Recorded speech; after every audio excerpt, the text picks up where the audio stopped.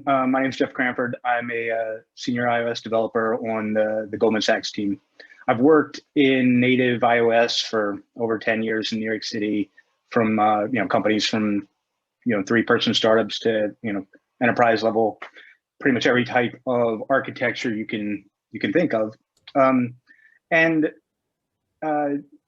this talk is about our iOS architecture, and specifically about preparing for the Internet of Things. The Internet of Things is a bit of a marketing term, and I honestly don't even really know what it means. But for the context of this talk, I do want to give a little bit of background. But when I say that, I mean I'm talking about the ever-increasing power and ability of a mobile device to gather and react to data. And if you think about it, like 10 years ago, a mobile phone, it was basically you pointed, you clicked, you read. That was pretty much it. And over the last decade, we've added tons of hardware: gyroscope, GPS. Well, Apple did. I didn't help. Camera, mic, LiDAR scanner, biometrics, and these things are sending literally millions of events through, through your device, making what was once a very simple application overwhelmingly complex. So the problem I want to talk about, and I don't really see a lot of people talking about it, but I think it's a huge problem, is how well is the iOS community dealing with this, and what does the future look like? So let's step into the problem. So the problem, basically, summarized, is that Apple has historically manages development ecosystem in a way that emphasizes Apple solutions and Apple patterns, while the rest of the development world has worked in a much more collaborative way. I think everyone kind of had an intuitive sense of that, maybe, but the reality is there. But over the past 5 years, Apple has tried to furiously play catch up, and now senior iOS leadership is playing a critical role. And I want to dive into that a bit more. Let's talk about some of the causes that are what exactly am I talking about? What did Apple do, and what's happening? So again, just kind of phrasing it, we have this just this architecture is increasing by complexity, by magnitudes of complexity.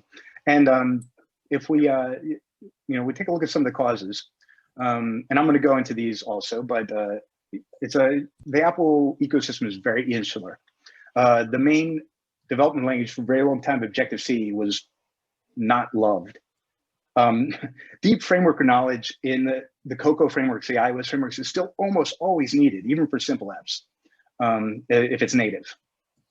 All the Apple tools and languages are way too specialized in many contexts. And finally, Apple wasn't opinionated about this for a long time. So the first point, the insular ecosystem. What do I mean by an insular ecosystem? I'll scooch over here. I'll kind of get a gauge on that, but maybe just reading this quote that came out in 2014 when Apple released Swift. And Apple, the first major computer company to make open source development a key part of its software strategy, continues to use and release significant quantities of open source software. And I don't know, I know how I feel about this as a developer, and I suspect public opinion perception is probably similar. In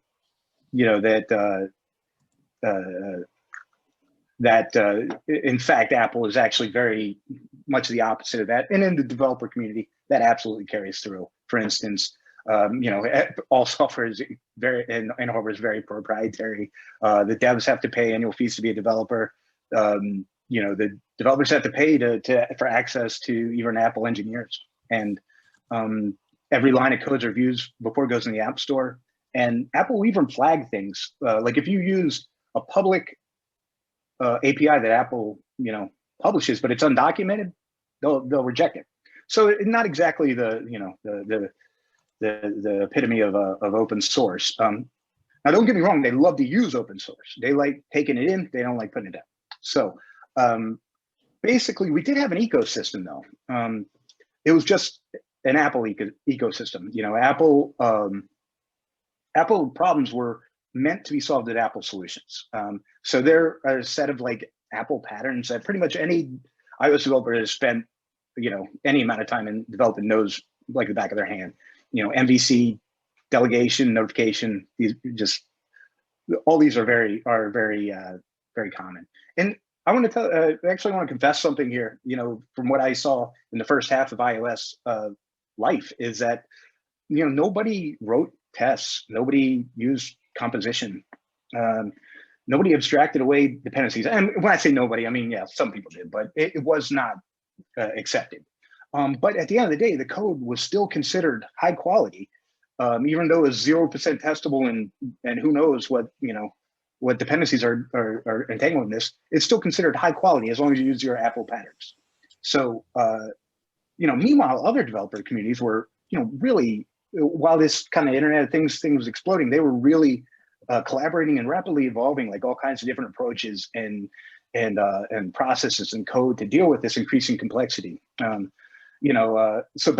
when going back to that 2014 quote, Apple has obviously taken this first step by releasing Swift and open sourcing it, but it is a fairly significant. It's still fairly significantly behind. I'm sorry, I skipped it. So so we're in a bit of a warning state here, in that it's getting fixed. Apple is addressing it, but we're way behind other communities. But let's talk about Objective-C. Objective-C is probably the #1 reason I hear as why people hated Apple development or left Apple development, and it's not well loved, for sure. But Objective-C is not well loved. It's extremely overwordy. This is a couple lines of code to check and remove a key from a dictionary. It's ugly. The brackets and the weird, ampersands and everything. It's weird. It has a lot of weird rules that kind of are really hard to wrap your mind around, or weird ways it handles nil values and things. It's unpopular. It's just one measure of programming index for the years, and it's the neon green one at the bottom that barely registers until people realized they had to do it around 2000 whatever to write Apple software. But more than all that, it was missing critical elements needed by a modern language to handle this influx of events. Things like closures, first class functions, generics, tons more. It just out of the box was not going to ever work. So back to Apple. Apple has addressed this very well. They've released Swift, and Swift absolutely solves every one of these issues. It's every bit the solution, and it is the future. So good on Apple, that one. I mean, we got it late, but we're there. So third, deep framework knowledge is almost always needed. So really not a lot to say here. Basically, we just have these massive frameworks that again, every iOS developer knows, but they take years to be mastered or even be competent. Very common to see workarounds, like just if they don't have anybody with that expertise on the staff, to just leave it out. If there's a feature that your app doesn't have, this is probably why. This really is the biggest remaining issue, is this divide between senior iOS developers that have the knowledge but do things Apple-y, or other newer developers that are more trained in these other type of ecosystems but don't have the deep Apple knowledge. So this is a major issue. It's too specialized. There's not much else you can do with experience back in the Objective-C days, at least, aside from making apps. Other developers that shared a common language, like a JavaScript developer, were easily able to cross-develop, switch from front end to back end or different places. If you're in a small company, you have much more opportunity to collaborate and do things. When with iOS, you're generally in a smaller company, absolutely working by yourself and not really much collaboration. And then this lack of senior leadership leads to a lack of ability to measure iOS knowledge. It's really hard to evaluate new people if they, are they doing things the Apple way, old school, or are they doing things a new way? There's not a lot of people that can even tell the difference. And so we can't evaluate candidates, we can't evaluate code, we can't do a lot of things. So this is releasing Swift and a lot of the other actions have made this be more general. People have used Swift to write like server code, but it's still a very specialized skill. And when a company brings an iOS developer on, they generally are only an iOS developer. And finally, Apple wasn't opinionated about this for a long time. you know, so as I've discussed a few times, the Apple patterns thing, Apple basically put that out, but they didn't really put out even so much as like what a finished app should look like, or take any opinion really on enterprise level architecture. It was all the fundamentals, and then the bigger thing was for the community, but the community was again this isolated, weird, insular thing. So uh, so many iOS developers working in silos, lots of custom architecture jobs until now, until that 2014 thing. So now Apple says, oh, okay, so all these things that all these other communities have been doing, let's just go ahead and take it. Things like reactive paradigms, functional paradigms, model view model, test-driven development, all these things started popping up in the Apple ecosystem about 5 years ago, and finally, Apple made a very opinionated decision when they put out SwiftUI and Combine, which leans extremely heavily into reactive and functional paradigms. So again, in this case, a bit of warning state. We're getting out of it, but it's Apple really didn't set down any rules for a long time, so it's a late start. So where does that put us currently? So we have we have the kind of this mix of variables coming together. Tons of new people are joining the community due to Swift. A massive influx of beginner and junior, which is awesome. Lots of people using it for Swift for open source, and but most senior iOS developers are still mentoring coding the old way.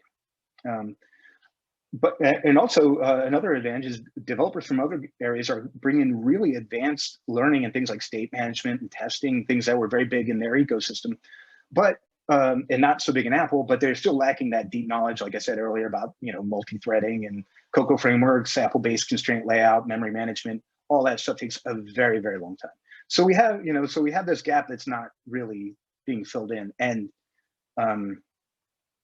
it's bad because the worst thing you can do is add bad code at the beginning. I mean, it can disable your app for years. So, and everybody's doing it. So who knows? Swift UI and Combine aren't really ready yet. The prescribed Apple solution for these state management things and this new way of aggregating events, they're close, but yeah, we're not there yet. So for now, it's up to the experienced Apple developers to bridge that gap. And what are some things we can actually do? Is there anything we can do? Because if you think about it, it's like there's really in 5 years, I think we're in such a paradigm shift right now. It's really hard to say what iOS architecture will look like in 5 years, but it's pretty easy to say what it'll look like in 1 year. And there are things you can do to get yourself ready for that, at least. And here's some suggestions I would make. No storyboards. You actually should. I mean, there's really not much of an architectural argument for storyboards at this point, even before SwiftUI, but especially now. Just all new code without storyboards will get you much closer to the final state that we're looking at for the Apple ecosystem. Favor composition over everything. We've always said favor composition over inheritance, but I don't think that registered on like how important that is. Literally, if I had a choice between an interface where all the objects are abstracted away from each other and composable, but there is a million lines of duplicated code, or one with no duplicated code, but all kinds of dependency entanglement, I'd take the first one a million times over. It's that important. All new code needs to be testable, even if it's not tested. And that just really gets you thinking about your dependencies and what actually is, what does this code need? Are there any singletons in it? Do I abstract away my test interfaces and pass them in? It sets you up very well for the point above to make your code composable. Work tighter with Kotlin devs. Kotlin is the Swift equivalent for Android. And for years, we've worked together with Kotlin devs, but we just did things like debug HTTP requests and everything. But now we can actually work together in architecture, and we can be cross developers. We can actually know things deeply about each other's code. So it provides an awesome opportunity to really kind of expand that silo and really have a collaborative environment, even if it's just a single iOS and a single Android dev in a small company.